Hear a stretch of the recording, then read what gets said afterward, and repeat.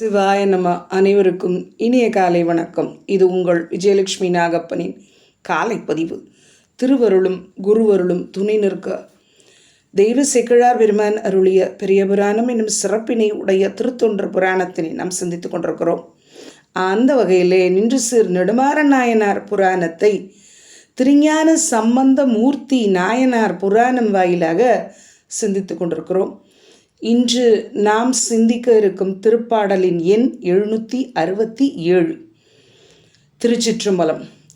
பலர் தொழும் புகலி மன்னர் ஒருபுடை வெப்பை பாற்ற மலர்தலை உலகின் மிக்கார் வந்து அதிசயத்து சூழ இலகுவேல் தென்னன் மேனி வலம் இடம் எய்தி நீடும் உலகினில் தன்மை வெம்மை ஒதுங்கினால் ஒத்ததன்றே. திருச்சிற்றம்பலம்.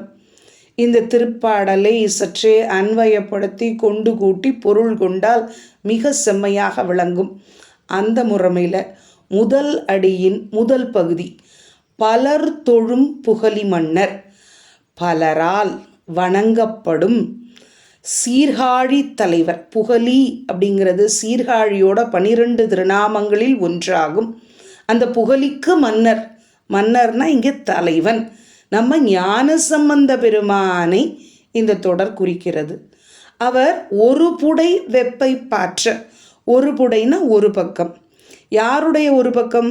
அரசனின், அந்த கூன்பாண்டியனின் வலப்பக்கத்து வெப்பை போக்க. பாற்ற அப்படிங்கிற சொல்லுனுடைய பொருள் போக்க. பாற்றுதல் அப்படின்னா நீக்குதல், அழித்தல், போக்குதல் அப்படிங்கிற மாதிரி பொருள் வரும். அந்த வகையில் அரசனதின் வலப்பக்கத்து வெப்பத்தை போக்க. அடுத்து அடிக்குவாங்க.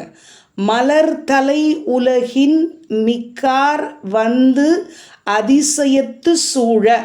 அதை எப்படி பார்க்கணும்? மலர்தலை உலகம்.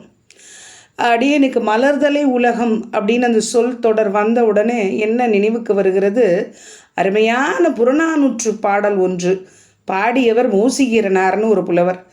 நெல்லும் உயிரன்றே நீரும் உயிரன்றே மன்னன் உயிர்த்தே மலர்தலை உலகம் அப்படின்னு வரும்.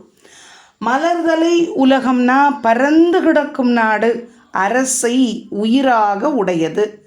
அதாவது ஒரு நாட்டின் குடிமக்கள் மகிழ்ச்சியுடன் வாழ வேண்டுமெனில் அங்கே சிறப்பான நெல் விளைச்சல் இல்லை என்றாலும், உயிர் வாழ்வதற்கு தேவையான குடிநீரும் சிறப்புடன் அமையவில்லை என்றாலும் பரவாயில்லை.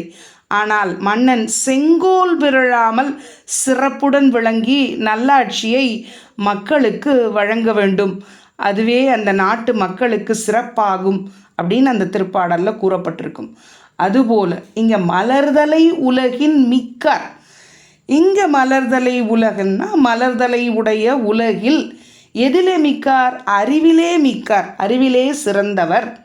இந்த வந்து அதிசயத்து சூழ அப்படிங்கிற 2வது அடியோட ஈற்றுப்பகுதியை எப்படி மாற்றிக்கொள்ள வேண்டும்? அதிசயத்து வந்து சூழ. அதாவது அவர்கள் அதிசயத்து இந்த செயலெல்லாம் பார்த்து அதிசயத்து அங்கே சூழ்ந்து நிற்க. 3வது அடி இலகுவேல் தென்னன்மேனி வலம் இடம் எய்தி நீடும். இங்கே எப்படி பொருள் கொள்ள வேண்டும்? இலகுவேல் நல்ல ஒளி பொருந்திய வேல் ஏந்தும் அந்த பாண்டிய மன்னன் தென்னன். அவன் மேனி வலம் எய்தி. என்ன எய்தும்? வலப்பகுதி என்னத்தை எய்தும்? தன்மை எய்தி. அடுத்த அடியில் இருக்க அந்த தன்மை ஈற்றுப்பகுதியை ஈற்றடியில் இருக்க பாருங்கள், உலகினில் தன்மை. அந்த வலம் வந்து தன்மையை எய்தி அப்படின்னு பொருள் கொள்ள வேண்டும். அடுத்த சொல் இடம். இடம் வெம்மை எய்தி. வலது பாகம் வந்து தன்மையாகும், குளிர்ச்சியாகும்.